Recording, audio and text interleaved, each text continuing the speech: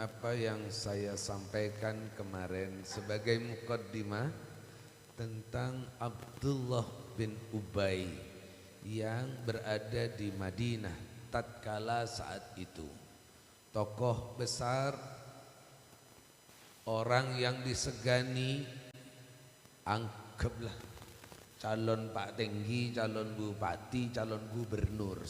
Sebetulnya tiba-tiba Rasulullah melakukan proses hijrah dari Mekah masuk Madinah dan mengubah semua tatanan kota Madinah. Masyarakat mulai banyak condong kepada Rasulullah. Semua yang disampaikan oleh Rasulullah mengubah secara zahir dan batin masyarakat Madinah kala itu. Abdullah bin Ubay kebakaran jenggot. Abdullah bin Ubay belis. Ini reng anyar ini. Kok bisa? Dia sudah dari dulu. Bahasanya Bib Ahmad namen itulah lambe dah ya. Bekala bireng buru datang bahasanya, coba sampean coba. Insya Allah santet ini kayak gini nih. Iya kan kalau di sini kan. Nah, coba saya orang Sumber Lele tiba-tiba masuk kali buntu atau mereng calon kepala desa, mau tak santet coba lihat. Iya. Sering tak kenal napa langsung tiba tinggi kan, atau calon dewan bahasanya kan begitu. Tapi bagaimana Rasulullah ngadapin Abdullah bin Ubay ini sama muslim. KTP-nya Islam, KTP beragama Islam. Jamaahnya Rasulullah, ya jamaahnya ikut duduk terus setiap ngaji sama Rasulullah, duduk. Tapi hatinya gak sama Rasulullah. Ini yang dikatakan munafik. Apa itu munafik? Kalau ngomong dusta, kalau janji lopot, kalau dikasih amanah khianat. Kalau ngomong pasti dusta. Kalau janji, ya paling elak gelap. Letak kira. Itu bahasa kamu letak kira. Kita ini punya kode berarti.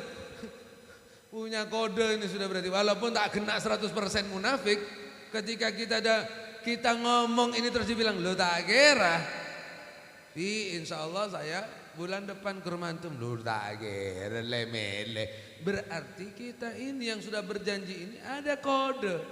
Walaupun tak kena 100%, terserah prosentasenya berapa, tanda-tanda munafik. Kalau dikasih amanah, khianat, dikasih kepercayaan, dia tidak melakukan itu kepercayaan atau amanah tersebut, itu namanya khianat, munafik. Terus bagaimana Rasulullah menghadapi orang yang seperti ini? Orangnya duduk bareng tapi nggak percaya sama Rasulullah. Orangnya duduk bareng sama Rasulullah tapi bohong sama Rasulullah. Orangnya duduk bareng sama Rasulullah tapi dikasih amanah suruh perang ngelimput ngopi yang berung rada.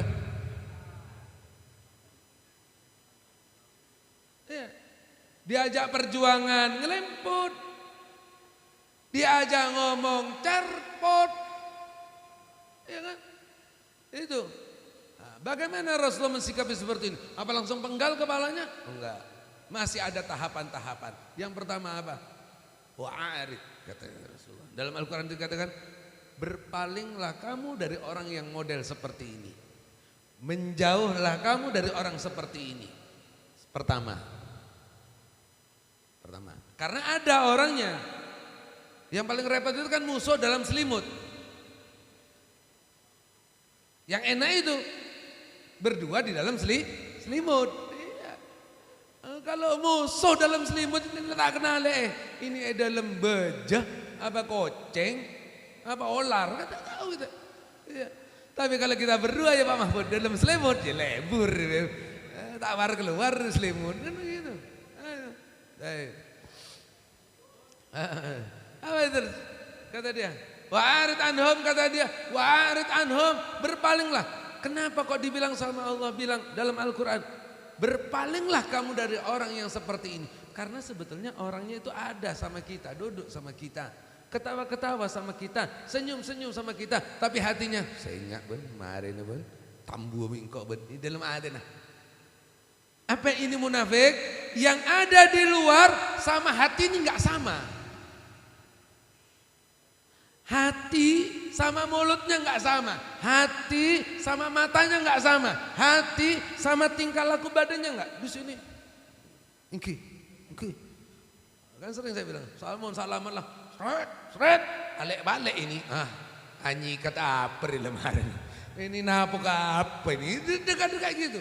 Wong biasanya salaman biasa, terus salaman agaya salamannya.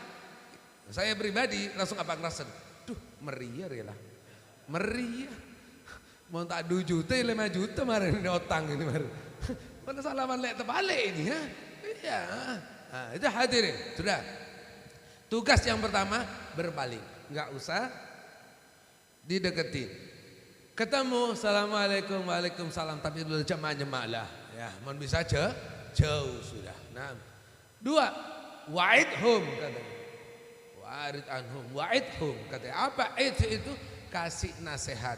Karena sebetulnya orang munafik ini masih kemungkinan sadar dari kemunafikannya itu masih mudah, masih bisa.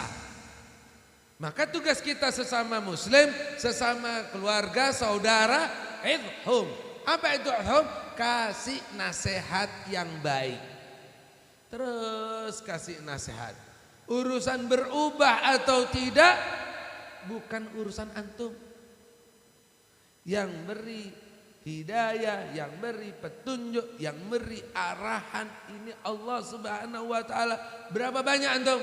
Insya Allah di sini sudah punya pengalaman semuanya. Ngajak teman, yuk narak yuk, sobuan ngopi. Terantem, iya deki. Yuk ikut yuk, iya deki. Berapa banyak kita rasakan? Bolak-balik. Padahal yang kita ajak urusan baik. Plus, saya makan, saya minum, saya ngopi, saya silaturahim. Ketemu sama mantan mertua, kan begitu kan? Ketemu sama paman yang tak kenal sebelumnya, ketemu lek yang tak pernah kenal kita sebelumnya, ketemu dupopoh yang ternyata ini dupopoh saya baru tahu sekarang. Itu semuanya ada di salawat subuh. Wa'idhum, kasih nasihat tetap. Yang terakhir, wa qul lahum qaulan baligha. Katakan kalau ngobrol sama orang yang modelnya kayak gini, insya Allah antum tahulah ngerasakan masing-masing. Kan itu karena kita ini sebetulnya kalau sudah bahas munafik ini sesuatu yang nggak jelas. Istilahnya saya bisa ngerasakan tapi Anda belum tentu. Wah ini nggak bisa ini sudah. Nggak bisa dipercaya, ini pasti khianat. Kalau dikasih amanah, dititipin sepeda motor, sepeda motornya ya tak elang Ustaz Jun, keng aki porop, eban porop, ya kan ini tidak amanah. Dititipi pohon mangga pas panen sendiri mangganya, dititipi sawah untuk tanam tembakau, nah menedu boles lapor belum ini munafikin. Iya, ini tidak amanah. Nah, orang-orang yang seperti ini kaulan baligha. Yang nomor 3, kalau ngomong sama orang model kayak gini, kalau ada tanda-tanda seperti ini, ngomongnya nggak perlu mujamalah. Apa itu mujamalah? Pakai nggak enakan. Bahasa antum semuanya itu bahasa basi. Ngereng, lagi kada kecempok, lu tak perlu dah. Orang-orang kayak gini tak perlu. Mohon maaf saya sibuk, saya masih mau berangkat beli bensin, kata Pak Rahman. Selesai. Kan jelas ini kan, bukan tak saya nih kak, nger. Temonen tapi kamu ngeruntel, arabari lah, kan tak nyaman temonen kan? Nah, sudah, mending sudah, mohon maaf saya ada acara, mohon maaf saya mau istirahat, dung biar. Kaulan baligha. Harus ngomongnya jelas dan tegas. Kalau basa-basi orang seperti ini dia pakainya pakai logika, nggak pakai hati. Kalau saya tahu masuk datang ke rumahnya Haji Maskur jam 1 siang, Haji Maskur ini pasti lep dah. Karena dari subuhan ini langsung ke pabrik roti kerja akhir roti, duhur habis sholat duhur berjamaah kepinginnya lon kelon. Pas kita datang assalamualaikum, tetap diterima ahlan wa sahlan. Keng kita ini saya ngerti, saya tak munafik ini ngerti. Duh neser nih orang payah ini. Mohon izin, mohon maaf nanti sore aja ya, Mbak. Saya datang lagi ke sini, siapkan rotinya, lumpurnya, bikangnya, selesai. Kita jujur-jujuran sudah. Daripada seger ngopi zen, ngopi enak. Nah, tapi kalau kita ini pakai bahasa basi, bahasa antum tak nyaman kepada orang yang munafik, oh kita ini bakal tersiksa. Karena dia tidak pernah pakai hatinya, tidak ada rasa kasihan, nggak ada rasa dermain ya.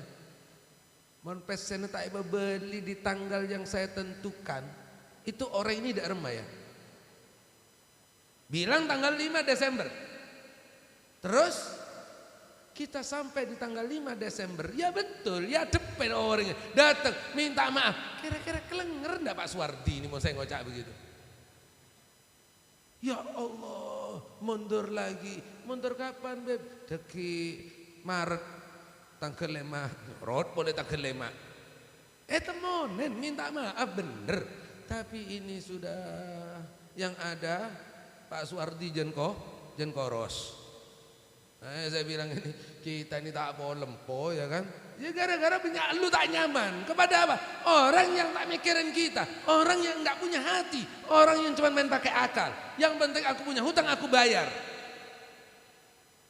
Yang penting aku tipu sekarang, nanti tahun depan aku balas. Ayo, aku tipu sekarang. Ayo, saya rasa siap Mbian.